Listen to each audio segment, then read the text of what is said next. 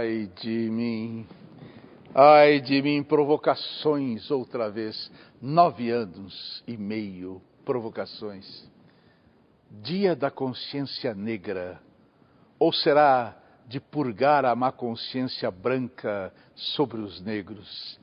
E quem estará conosco hoje? Um negro africano de passagem pelo Brasil, estudante de Relações Internacionais e diretor de programas da televisão pública de Angola. Pouco antes de embarcar de volta para Luanda, conversou conosco no estúdio da televisão da universidade que visitava aqui em São Paulo. O assunto, claro, Angola, a África, o Brasil, o mundo, as pessoas e as coisas. Ele é Kiesi Mangaka. Kiesi Mangaka. Qual o idioma dos seus que você mais aprecia? Quantos idiomas vocês têm? Nós temos por aí volta de 9 idiomas. Que loucura! 9, e do qual... Vocês falam português, crioulo, o que mais? Não, nós falamos português, Kikongo, Kimbundo, Nganguela, Yaneca, Kwanyama, Chokwe, Fiote, Nhanheca. Nem tem trazer com esse tipo. Olha só, ficou claríssimo para nós todos aqui. Já sabemos tudo. Agora, o que é ser um africano no mundo de hoje? É alguém que eu costumo dizer, que quer parecer que está presente, está atualizado nesse mundo, mas que precisa resolver muitas questões em própria África. O africano 2, vou falar exatamente do angolano, né? Porque a minha terra eu conheço muito bem. O angolano, ele quer parecer que está globalizado, quer parecer que está neste mundo que todo mundo conhece, mas temos muitos problemas a resolver. Mas o africano é alguém presente, que agora chama atenção para si, porque agora a África chama atenção para si, todo mundo agora olha para nós, e isso é bom, mas não temos sabido aproveitar isso. Que ideia vocês fazem do Brasil em Angola? Brasil em Angola é a outra metade, a metade que foi. Nós consideramos isso. O Brasil é a metade que foi. Porque nós, em Angola, identificamos-nos tanto com o Brasil. E uma verdade aqui. É mais com o Brasil do que com Portugal. É porque fomos colonizados também.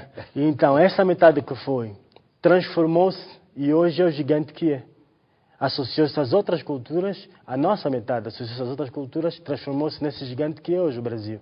E nós olhamos para ele isso, um Brasil grande. E que muitas vezes queremos seguir os mesmos passos. Mas eu digo, tanto o clima, uma boa parte do clima, como posso dizer, é igualzinho.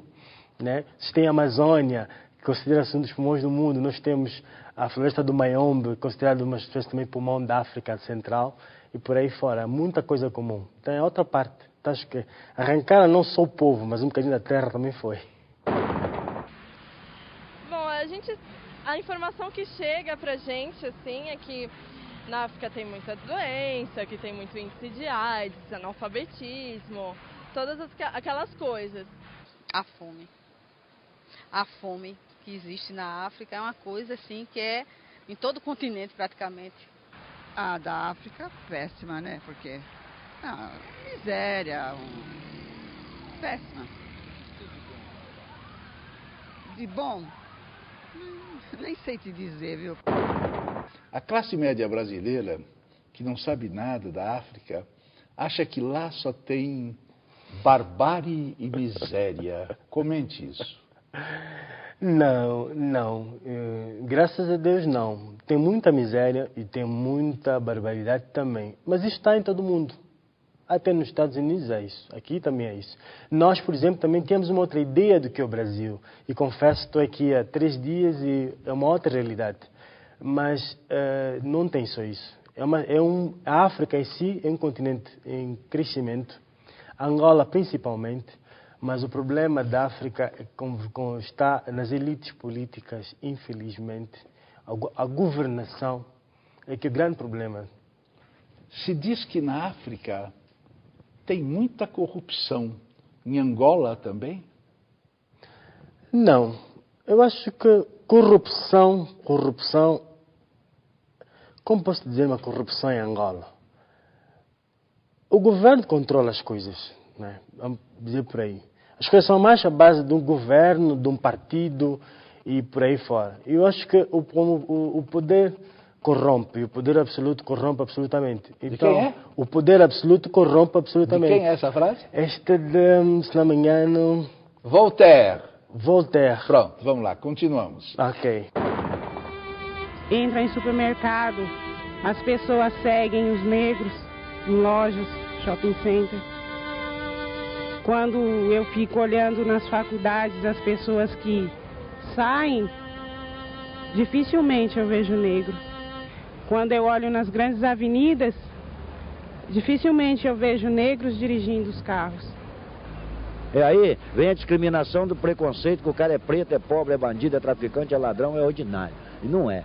Eu não vou falar o pobre, mas a cor escura ainda continua sendo massacrada aqui nesse país nosso. Que cultura nós temos? Há um outro mercado que eles invadem, há uma outra coisa que eles invadem. E aí começa a incomodar.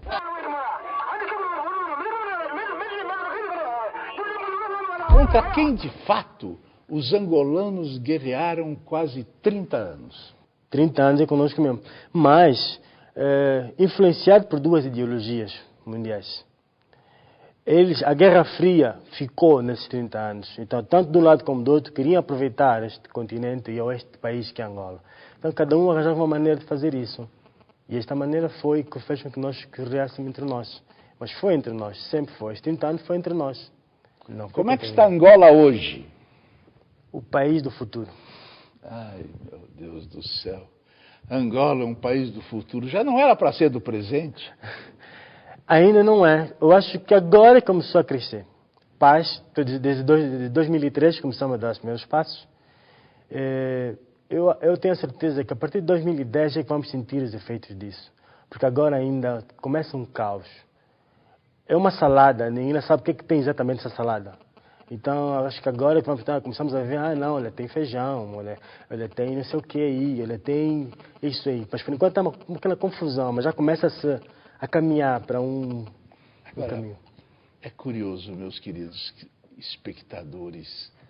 Desembarca-se em Luanda, em plena avenida Revolução de Outubro.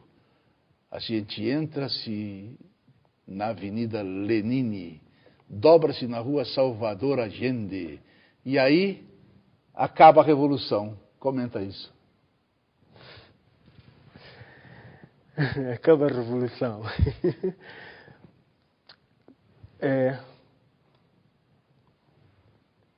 Acaba a Revolução porque encontramos um povo irmão que recebe com muito calor. Apesar das imposições, algumas imposições de ideologias, mas o povo quer apenas sobreviver. Então, a revolução em Angola, acho que é um termo que eu acho que está dentro de cada casa, está dentro de uma casa, não está muito na rua. A revolução em Angola está muito nas casas. O MPLA, Movimento Popular de Libertação de Angola, continua vigoroso? Continua. Verdade? Continua. Apesar de tudo, continua vigoroso. Os partidos da direita, se pode assim dizer, que assumiram as independências em África, principalmente na África Austral, né? Até hoje continuam são os partidos que continuam a liderar. Dificilmente deixam que os outros liderem. Tem sempre uma maneira de como os outros não liderar. E agora, se nós demos conta, está-se a tornar é difícil nós traduzirmos isso. Um fenômeno está acontecendo a nível da África Austral. Os filhos substituem os pais. O que é que vocês têm com os portugueses? Uma visão clara. Qual é a visão? Exploradores? Aproveitadores. Aproveitadores. Os portugueses acham isso? Eles não. Tenho certeza que eles não acham isso. Eles acham que estão a levar, da mesma forma que há 500 anos atrás, quando chegaram a Angola, eles disseram que vieram civilizar. Nós já éramos civilizados. a nosso modo, mas eram civilizados. É uma forma que continua agora. Acham que vem deixar sempre algo novo, que nós nunca sabemos nada. Qual é a visão dos americanos? Americanos também são outros exploradores.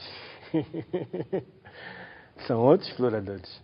À sua maneira, não querem se fazer muito presente, como sendo os bonzinhos da fita, mas no fundo vêm todos à busca da mesma coisa. Dos cubanos que estiveram tanto tempo lá? Esses realmente vieram, foram, cumpriram o seu papel e foram embora. Qual era o papel? Ajudar, nesse caso, um partido. Saúde, educação? Saúde, educação. Eu vou dizer que uma boa parte da minha formação passou pelos cubanos. E naquela altura nós dizíamos que a educação era melhor. E fala um pouquinho para nós dos chineses que estão em Angola e em quase toda a África. Há um nome que nós demos aos chineses.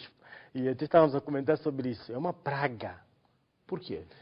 Porque o chinês, quando chega, muda muita coisa. Nós estamos a sentir isso. Muitos de nós foram avisados, mas como eu fosse avisado, como posso dizer avisado? Como é que o chinês age? Como é que o chinês é nesse meio?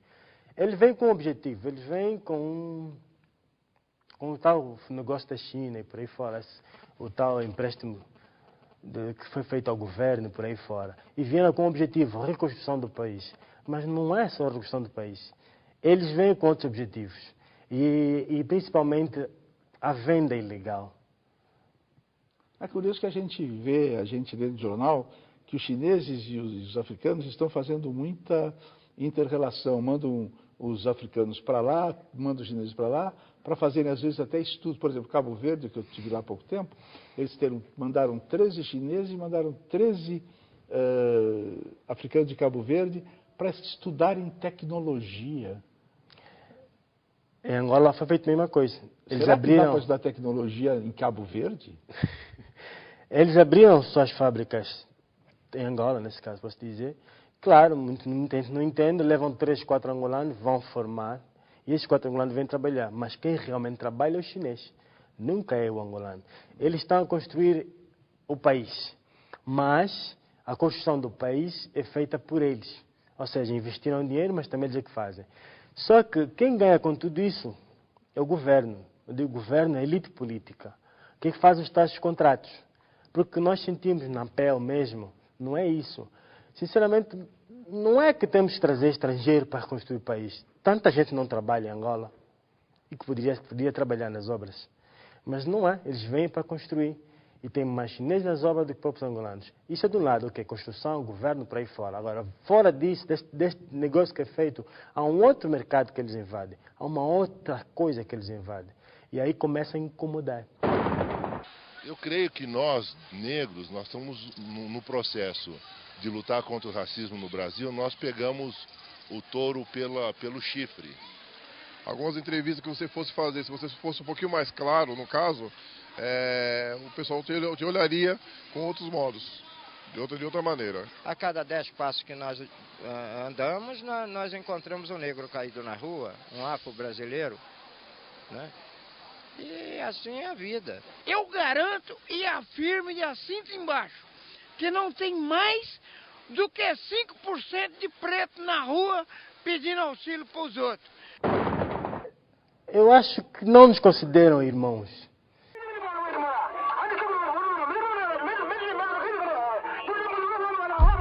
Aqui no Brasil, essas incomodações, tem uma série de coisas que a gente tira, que a gente rouba um pouco da influência americana. Porque aqui acaba tudo em música, em pizza. Por exemplo, vocês têm ideia disso? Do Brasil? O Brasil é festa. É o que nós temos essa ideia. Também temos a ideia de que também existe muita criminalidade. Mas como trabalhamos em televisão, sabemos que normalmente a mídia tem um bocadinho desse lado, mas o Brasil temos a ideia que é uma festa. O Brasil é futebol, é festa, é samba. E a televisão brasileira mostra sempre a estética da pobreza, não é? Também. Que realmente temos muito ainda. Temos muitos analfabetos, temos muitos realmente fodidos, assim, sabe? Tem que ver, tem que resolver. Agora, vocês são um povo de leitura, vocês leem lá? Infelizmente, sem medo de errar, Eu vou dizer que não é muito, não são muitas leituras. Não somos muito leituras. Para já, universidades privadas, digamos, temos aqui 6 anos que estamos a começar a ter universidades privadas precárias. Eu sou estudante universitário, mas eu digo que existe muita debilidade nisso. Outra grande falta disso é livrarias. Começa por aí. Vocês têm um percentual de analfabetos em Angola? Quase não se diz em Angola. Não se diz em Angola. Mas 75% podemos dizer. Qual é o grande equívoco que os portugueses cometem ao falar de vocês? Povo irmão. Isso é um equívoco, eles estão enganados. Eu acho que não nos consideram irmãos. Então, quando usam essa expressão, acho que é um equívoco muito grande. Televisão de Angola tem concorrentes? Agora tem. A TV a cabo está lá? A TV a cabo está. E agora tem uma televisão privada também. Mas eles assistem mais à televisão de Angola? Digamos que sim, porque a maioria não tem TV a cabo. A capital, sim, quase todo mundo assiste TV a cabo, ou parabólicas, mas a maioria, os angolanos, a maioria dos angolanos é a televisão pública de Angola. Vocês sofrem lá de síndrome da audiência que nós sofremos aqui no Brasil? Nós não temos os padrões nem os níveis de controle que o Brasil tem. E falar da audiência em Angola é falar no empirismo. Olha, X%. Não há dados para isso. Não há dados. E então começa assim, há uma expressão que o professor Basic sempre diz, achismo. Nós achamos sempre. O achismo tem que acabar, né? O achismo tem que acabar, a palavra importante, a palavra eu acho, tudo isso tem que acabar. Ora viva! Uma vez mais, deixa dizer que... pois... Olha, eu estive aqui, no início do programa, eu vim cá deste lado. Repara-me o penteado desta menina aqui. Quando eu for grande, também vou fazer esse penteado. Não tem hipótese. Vou fazer esse penteado. Que tipo de programa você faz lá? Uma espécie de documentário musical. Um programa que fala da música angolana. Músico com mais de 20 anos de carreira. E aproveitamos falar da história da música. Então, cada programa é um músico. A história deste músico. Por onde ele passou, onde começou tudo que ele fez, até o atual. E deixamos, né, o futuro. Você conhece o programa do Fernando Faro na TV Cultura, que se chama Ensaio? Eu conheci através do professor Basic. Gregório Basic, perfeito. Ele é o nosso diretor aqui, nosso diretor desse programa. É o seguinte, o Faro tem provavelmente ele é o maior proprietário de todos os músicos do Brasil. Ele é que lançou quase todo mundo. Agora, me diga uma coisa. Eu quero fazer uma pergunta simples para você, para acabar. Mangaka, o que é a vida? Eu costumo dizer, a vida é o meu nome, que quer dizer alegria. Você é alegre? Sou, graças a Deus. Não há razão, há? Há razão. Respirar é uma grande razão para ser alegre. Vamos fazer o seguinte, para terminar a entrevista, digamos que você teve um momento que você queria falar alguma coisa e não conseguiu, não deixaram. Este aqui é o programa mais livre da televisão brasileira. Aqui você pode falar o que você quiser, que ninguém incomoda, ninguém fala nada. Então eu queria que você olhasse para aquela câmera e falasse para todo o público que assiste, que são jovens, o que você gostaria de falar e que você ainda não falou para eles. Pode falar. É difícil de... Eu acho que há uma mensagem que eu gostaria sempre de deixar ao mundo. E eu falaria, nesse caso, em nome da África. E a mensagem é, deixem-nos viver. Tá bom. Então você agora levanta e dá aqui um abraço que a única coisa falsa desse programa é o abraço, viu?